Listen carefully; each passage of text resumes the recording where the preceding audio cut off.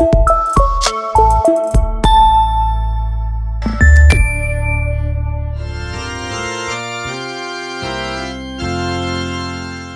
mofinaina isan'andro atolotry ny mpitandrina rakotina valina maoly.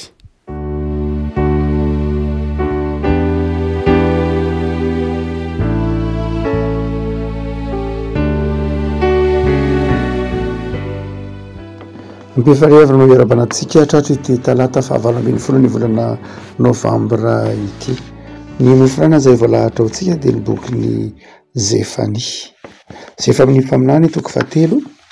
Zefania mpaminany toko fahatelo andininy fahaenina ka hatramin'ny andininy fahavalo. Fakitsika aminaran'i Jesosy. Efa nahafongana firenena rava ny tilikambo eny amin'ny zorony. Nosombako ny lalany tsy hisy mpandeha, rava ny tanànany ka tsy misy olona, eny tsy misy mponina. Hoy izaho, atahotra tokoa ianao ka ino anatra dia tsy ho rava ny fonenanao arak'izay rehetra voatendry ka hamelezana anao. Kanefa ny fomba maraina koa izy ka nanao izay ratsy rehetra. Koa miandrasay ianareo i Jehovah, ambara-piavy ny andro hitsanganako hakababo. Fa izao no kasaika atao, hamory firenena sy hanangona fanjakana hanidinako ny fahatezerako amin'ireo dia ny firehetan'ny fahatezerako rehetra ka ho levon'ny afo ny fahasari-piariko ny tany rehetra. Ray masonao manao masinana amin'ny fahamarinana ny teninao ny fahamarinana. Amen.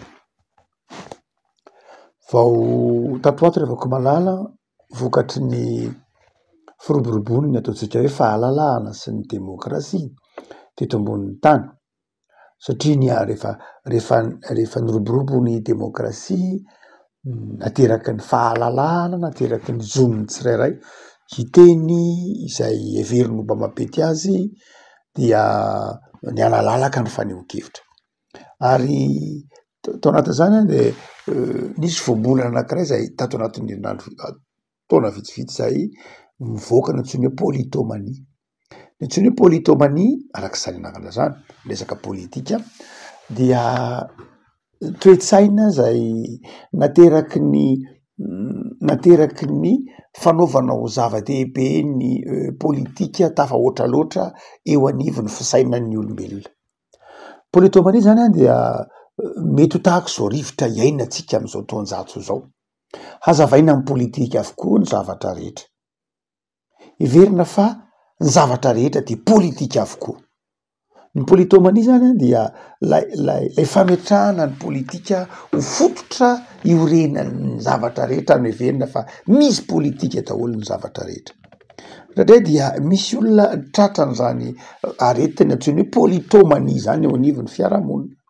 Ka na dia olona tsy manao politika ary, rehefa amin'ny olona politomania dia manao politika ihany izy. Ohatra hoe andeha ataontsika hoe misy olona miakanjo loko izay loko fanaona mpanao politika mahazatra, dia ilay olona manao an'iny akanjo iny tsy mieritreritra ninina mihitsy fa mety ho iny ny ananany, mety ho iny ny misy ao aminy, mety iny ny takatry ny volany, ary mety ho iny koa zany mety ho mahafinaritra azy ilay loko. Fa satria ny olona tratran'ilay antsoina hoe politomania dia tonga dia teneny manao hoe aianao kay parti politika ohatr'izao na toko politika ohatr'izao, aianao kay miandany amin'ny olona ohatr'izao. Na milokona akanjo io, na milokona satroka io, na tahaka izany koa mety ho ambakira koa aza, mety ho ambakira fotsiny koa ara dia mety misy mieritreritra an'izany. Satria misy hira izay mety ho miloko politika ka misy hira mety ho mahafinaritra lelo fotsiny ilay bakira. Dia rehefa tratry ny politomania io dia manao hoe ngamby ianao zany zao mifonanao matoanao mihiran'izany izy zany. Ary na dia mijery tototra hoe sarimihetsika fotsiny koa ary, na dia mamaky boky fotsiny koa ary, dia ianao hoe mamaky ireny boky ireny, ianao ngamby zao zany ny fironanao, zao zany ny tokony misy ianao, zao zany ny tianao. Nefa tsy voatery izany mihitsy. Ny politomania zany dia toe-tsaina izay lafy miiba ao anatin'ny politika, tsy ilay politika mampandroso akory, fa indraindray dia na dia amin'ny zavatra tena tsisy hidinana politika aza, dia heverina fa everiny olona taotsika hoe manao an'zany tratran'zany areti-panahy zany areti-tsay zany hoe mieritreritra foana politika na de mety isy ninona idirany le politika le fivavahana na le toritenina na le hiram-pivavahana fa rehefa tratrany antsony hoe politomanie iny olona dia ozy manao hoe misy politika mihitsy zany zavatra zany tsy am'pivavahana ihany koa iva amin'ny akanjo amy zavatra rehetra mihitsy rehefa tafiditra ao anatin'ny fiarahamonina na ao anatin'ny sain'ny olona antsony hoe politomanie dia lasa toy ny politika dolo tsika atao ny zavatra rehetra ka lasa resaka mibahana amy toerana rehetra de zao lasa politika nyresahana tsy maintsy miresaka politika na de amy sehitra tsy tokony resahana tsara ny miresaka politika fa zao ndraindray dia lasa politika daolona dia mandany ny fotoana politikany amy zavatra rehetra de resy mety ekonomika ngeny tokony resahana fa de ny politika ny ekonomika koa misy politika koa io na dia tsisy idira mihitsy raha amy fotoana sasany manazava zany tsika satria karazana mety areti-tsaina na areti-panahy manimba ny fijerin'ny olona ity toetra ty ka nahatonga ny voambolana vaovao zay tsy de tsara loatra moa satria manimba zavatra lay fampiasana lay fomba fijery tsy araka ny tokony ho izy de nipodra tao amin'ny fiarahamonina ity fomba fiteny ty hoe politomanie amin'ity zefany ity sika dia mahatsiaro zany hoe fahatezeran'Andriamanitra fahatezeran'Andriamanitra tamin'ny zanak'Israely noho ny tsy fieritreretany zavatra tsara fa zavatra ratsy mandrakariva ny eritreretiny omen'Andriamanitra fotoana izy ieritreretana zavatra tsara fa ratsy mandrakariva ny eritreretiny omen'Andriamanitra izy fotoana iresahana zavatra tsara fa ny ratsy mandrakariva ny resahana omen'Andriamanitra izy fahasalamana hanao zavatra tsara fa ny ratsy mandrakariva ny nataony omen'Andriamanitra izy toerana hivelarana nanao zavatra tsara fa ratsy any natao zany hoe ny zavatra nomen'Andriamanitra azy mba anaovana zavatra tsara isainana zavatra tsara anaovana programa nasana zavatra tsara de zao nampiasaina anaovana ratsy avokoa ary izay tahaka ny politomanie teo zany hoe lasa miresaka zavatra ratsy foana ny olona lasa mampiditra zavatra ratsy foana ny olona lasa amy zavatra rehetra izay ataony de zao ratsy mandrakariva ary io matonga zoatra masina ny teny manao hoe fa de nahoana no ratsy mandrakariva ny fisainany fony ratsy mandrakariva ny fisainany ny eritreriny ny soratra masina de ny soratra masina ihany mamaly efa maninona no ratsy tahaka zany ny fisainan'ny olona fa nahoana ny olona no tsy afaka eritreritra zavatra tsara mihitsy fa nahoana no tsy mampivelatra ny tsara fa nahoana no ratsy ny tsy mety ny fakalana no betsaka ao anatin'ny olona satria efa namitsaka ao am-pon'ny olona ny faharatsiana ary io faharatsiana mifitsaka ao anatin'ny fon'ny olona io faharatsiana zay toy ny raiky tapisaka ao anatin'ny sain'ny olona io dia mibaiko ny ataon'ny olona mibaiko ny ataon'ny olona mibaiko amin'ny fisainan'ny olona ny ota tsinona tsy eny ivelany raha eny ivelan'ny olombelona ny ota de hitan'ny olombelona ny alana azy fa ny ota dia o Jesoa ao am-ponareo ange le ota atao-potsika le ota ary rehefa atao-potsika ny ota de zao manjary ratsy avokoa ny ataotsika ratsy resitsika lay ota nefa tsy resitsika ma olombelona sainatsika fotsiny zao ny ota tsy hoe omena fanabeazana ambony isika na omena fitsipika sy karavasy mafy isika na anarina foana isika de afaka ny ota tsy zay ny mahafaka ny ota fa ny mahafaka ny ota de zao ao am Jesoa rery any ny fibebahana ny fametrahana ny Kristy ho ao am-potsika fa rehefa ao am-potsika Kristy de tsy mana-toerana ao anatintsika ny faharatsiana ka afaka mamoaka zavatra tsara ny vavatsika ny teny aloky ny vavatsika lasa teny tsara fa tsy teny maloto firarintsoa fa tsy ozona ary zay ataony ny tanatsika de zao mitondra soa fa tsy manimba na mandratra ny hafa Levako malala amin'ity boky ny Zefany ary dia ny taona amin'ny toko fatelo ity de ny taona antsika ny faminaniany Zefany. Eritreritra fa mahatezitra an'Andriamanitra ny fizirizirintsika tsy haino azy. Andriamanitra de asehon'ny andininy fa fahavalo tapany farany hoe tena mety tezitra Andriamanitra, hanidinako ny fahatezerako, tena mety tezitra Andriamanitra. Io Andriamanitra fitiavana io Andriamanitra famindrampo io Andriamanitra fameran-keloka io Andriamanitra fifaliana sy fahatsarana io mety tezitra. Tena mety tezitra Andriamanitra. Io le teny Sotra Masina hoe fahatezerana masina satria tsy fahatezerana ateraky ny ota fa fahatezerana ateraky ny alahelo noho ny hamafisapon'ny olona tsy manao tsara. Matezin'Andriamanitra eto nge marina fa hoe ny voalohany matezin'Andriamanitra dia ny tsy fanaovan'ny olona ny sitrapony. Fa inona moa ny sitrapon'Andriamanitra ka mahatonga Andriamanitra tezitra amin'ny tsy fanaovan'ny olona ilay sitrapony? Satria ny sitrapon'Andriamanitra de fahatsarana, ny sitrapon'Andriamanitra de fiainana, sitrapon'Andriamanitra de mahasoa anao sy mahasoa ny asa, mahasoa ny manodidina, mahasoa ny zavaboary. Ka rehefa miala amin'ny sitrapon'Andriamanitra isika, ny dikan'izany de zao ny tsy fanaovantsika ny sitrapon'Andriamanitra na ny fandavatsika hanao sitrapo hafa noho ny sitrapon'Andriamanitra de miteraka faharavana. Fandravana ny asan'Andriamanitra, fandravana ny planin'Andriamanitra, fandravana ny fifalian'ny hafa sy ny fiainan'ny hafa sy ny fiadanam-ponao. Noho izany dia tezitra Andriamanitra satria manimba ny asan'Andriamanitra isika. Andriamanitra tsy hoe tezitra be satria tsy nataontsika ny sitrapony mazava ho azy, tsy faly izy fa tsy fanaontsika ny sitrapony, fa ny tena ao ambadiky le hoe sitrapon'Andriamanitra nge mahasoa atsika, mahasoa ny zavaboary, mahasoa ny hafa. Ka rehefa tsy ataontsika ny sitrapon'Andriamanitra de mifanohitra ny reno ny trano, fanimbana ny hafa, fanimbana ny asan'Andriamanitra, fanimbana ny tena zay nataon'Andriamanitra ho atsika, hasoa atsika. No zany rehefako manana de zao tsika hoe mety tezitra Andriamanitra. Ary amin'ity andininy ity de zao tezitra Andriamanitra satria tsy mihaino azy ny olona, tsy mihaino azy ny mpanompony.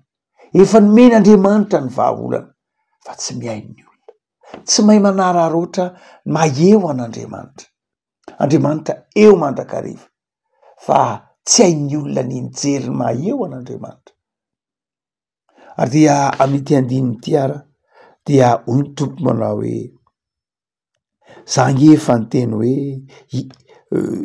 atahotra izy, inoanatra izy, efa nampiomana hoy ny tompo. Ary zany nge rentsika mandrakariva mampiomana ny tompo hoe raha tsy miova ny firenena, raha tsy miova ny tanindrazana, raha tsy miova ny isam-batan'olona, raha tsy miova isika de miafara amina fahasimbana, miafara amina faharavana, miafara amina lafin-javatra maro samihafa zay tsy mahasoa. Fa izao hoy ny tompo tena tsy nino anatra izy, tena tsy nino anatra izy. Rehavako malala ity andiny Sotra Masina ity mofinaina ity de manazava amitsika fa azotsika ataony miala amin'ny fahatezeran'Andriamanitra.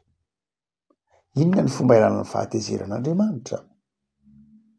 Ka mahatonga ny famindrampon'Andriamanitra fiainona anatra, miaino anatra. Fiainona zany ny tena zava-dehibe. Io moa zany hitantsika ny fanekempinoana zay nitezan'Andriamanitra zanak'Israely hatrany an'Efra de zao manao hoe miainoa, miverimberina ao amin'ny testamenta ataon'ina ny boky ny Pentateuka ny tenin'Andriamanitra manao hoe miainoa ry Israely.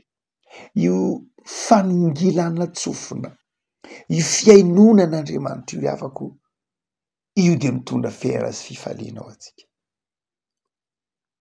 Nataon'Andriamanitra roa ny sofina de nataon'Andriamanitra ho betsaka kokoa ny fiainona ataontsika, ny fiainonan'Andriamanitra. Ndraindray tsy mety miaino, ndraindray renesitsika fa tsy akatoavitsika ny antsoina hoe miaino de mankatoa manao ny sitrapon'Andriamanitra. Noho zany de ambaran'Andriamanitra amitsika mazava ny sitrapony mba atongan'Andriamanitra faly amitsika de toamin'Andriamanitra isika hiaino azy, mankatò azy. Ary inona moa le enona azy?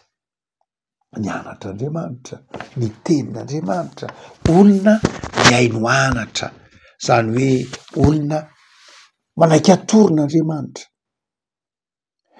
Amin'ny mampasarotra ny vanim-potoana iainantsika ankehitriny, ny vanim-potoana ny taonjato iainantsika ankehitriny dia samy te ho mpananatra daholo ny olona. Tamin'ny rafi-piarahamonina tranainy dia mazava tsara fa misy ny anarina, misy ny mpananatra, misy ny ndray aman-dreny izay natao hananatra ny zoky beajaina mananatra ny zandry, zoky mananatra ny zandry mahaleo mahalasana miainanatra ataon'ny zoky. Mipetraka tsara zay rafi-piarahamonina zay fomba fisainana zay. Fa zao vokatry ny fisian'ny tambajotra zay indraindray tsy haitsika mampiasa azy, indraindray haitsika fa mandrakariva tsy haitsika ny mampiasa azy, de zao samy manan-kolazaina avokoa ny olona rehetra amin'ny trangan-javatra. Ary tsy hoe diso akory ny hoe fananana lazaina, zay no antony tambajotra io, mba ilazanao zay mety hevitra ao. Fa zao indraindray olona vonona hiteny ny maro fa tsy olona vonona hiaina. Ary indraindray ao anatin'izany sitrapon'Andriamanitra zany de zao lasa zatra miteny isika, lasa zatra mamaly isika, lasa be famaliana manoloana ny anatra omen'Andriamanitra, omeny ndray aman-dreny, omeny fiarahamonina, lasa be famaliana. Mety hoe be famaliana de zao olona tsy manaiky diso. Ny anatra nefa de zao ny ateraky ny anatra tsy le hoe inona moa zany ny avaliko an'izany, satria ny olona ankehitriny rehefa miaino anao izy de ny ao an-tsainy de zao tsy miaino anao handray lay hafatra izy, fa miaino anao hoe inona re zany zao no avaliko an'izany. Zany hoe eo am-piainona izy de zao tsy mandray le zavatra araka ny tokony ho izy, fa zao efa mieritreritra ny avaliny le zavatra tenenina. Mazava ho azy de tsisy heviny intsony le fananara, satria ny tanjona de zao tsy ny andray fa ny hamaly le fananara. Ary izay toe-javatra zay no volavolany ny tambajotra, tsy ratsy akory ny tambajotra, fa manefy antsika ho be famaliana, manefy ny mpiarabelona ho be famaliana, ary mieritreritra mandrakariva hoe inona ndray ny avaliko an'izany tenenina zany, inona ny avaliko an'izany, ary inona ny ohatra hoe misy olona manao fampianarana, andetontsika hoe ho tenin'olon-dehibe na de kabary tsotra tenin'olon-dehibe, mety ho kabarina ray aman-dreny, tsy maninona mety ho kabary politika koa aza. De ny ao an-tsaina de zao tsy mijery na miaino azy reny amin'ny lafiny miabo, fa mijery azy hoe inona zao ny avaliko am'izany, inona ny tsy mety am'izany tenenina zany, inona ny diso am'izany tenenina zany, inona ny tsy mahasoa am'izany tenenina zany. Izany toe-tsaina zany lay anankiray am'le hoe politomanie resantsika teo, fa anankiray am'lay toe-tsaina zay tiany zoatra masina hoe manana ataontsika hoe fanetretena hiaino anatra. Hoe miainona de zao raisoanao lay hafatra izay mety ho tenenin reo zoky, reo ray aman-dreny, reo mpiarabelona arak'izany. Amitetety zotra masiny ty ary afaka malala de zao asain'Andriamanitra miaino anatr'Andriamanitra isika, mba hialantsika, mba hisorohantsika ny fahatezeran'Andriamanitra. Tsy de matetika loatra akory no hoe Andriamanitra no mampitahotra, tsy Andriamanitra tsy mampitahotra, fa Andriamanitra mampahafantatra antsika kosa fa ilaitsika ny matahotra azy. Tsy biby fampitahorana sanatria ny vava, fa raitsika izy, tiatsika izy, kanefa ray mitaizantsika ka mety tezitra rehefa tsy ataotsika, tsy ajaitsika ny sitrapon'Andriamanitra, satria ny sitrapontsika de sitrapo manimba zavatra. Fa ny farany afaka malala izay aseho ny atediny tsotra masiny ty de zao rehefa tsy miova ny olona, rehefa tsy miverina amin'Andriamanitra le fiarahamonina de zao tsy maintsy tonga Andriamanitra manitsy, tsy mitaiza. Andriamanitra tsy mamela ny ratsy anjaka mandrakizay zany, tsy avelan'Andriamanitra zany, fa tonga Andriamanitra tsy maintsy manitsy sy mitaiza ny mpiarabelona ny fiarahamony azay fotoana zay nefa de mangiry firy tokoa. Zay le teneny Amosam-paminany hoe tena mampatahotra ny andron'i Jehova. Le andron'i Jehova de zao lay andro anapahan'Andriamanitra hevitra iditra tsehatra hanamboatra sy hanitsy rehefa tsy mahay nianatra ny olona. Zay mahatonga ny Amosam-paminany tsy Amosa ihany mampafantatra ny hoe ny andron'i Jehova zany. Le hoe andron'i Jehova de zao hoe rehefa tonga zay fotoana zay tsy azo itovirana, rehefa tsy ne nianatra, rehefa tsy nino, rehefa tsy niova, de zao rehefa tonga zay andron'i Jehova zay mafy sy mangiry firy. Ary zay andron'i Jehova zay izy ihany mahalala azy. Zay lay mahatonga antsika mieritreritra manao hoe anankiray amin'ny andron'i Jehova de zao ny fiverenan'i Jesoa ety am'izao tontolo zao hitsara ny velona sy ny maty. Ary am'izay fotoana zay de zao miverina Jesoa, tsy miverina ho amin'ny famondram-po intsony, fa miverina amin'ny mampitsara azy, hanavaka ny ondry amin'ny osy, hanavaka ny azy amin'ny tsy azy. Le afaka malala mampahiranao ary bokon'ny Zefania nefa mampitandrina koa, mampitandrina amin'ny lafiny hoe mihaino anatra raiso zay anatra lazainanao ary araroty ny fotoana, ny toerana, ny fahasalamana omen'Andriamanitra anao hanaovanao tsara. Mivavaka isika tompo am'zoranao zay noho ny amin'ny soratra masina izay mamboatra ny sainay, manefa ny sainay hanao tsara, hiezaka hanao tsara, hanompo anao amin'ny fahatsarana. De tahio tompo ny fiainanay, tahio ity tontolo andronay ity, ho tontolo andro zay iasanay amin'ny fitiavana, amin'ny fahadiovam-po, amin'ny fahazavan-tsaina, iazahanay ho tianao. De mampahirezanay tompo, atao fiasana velona eo am-pianataranao zahay, mamelany elokay, mamindrafo aminay, de manjaka amin'ny asan'ny tananay, amin'ny tokantranonay, amin'ny firenenay, mba hitombonay amin'ny fitiavana anao. Saotra Jesoa. Amen.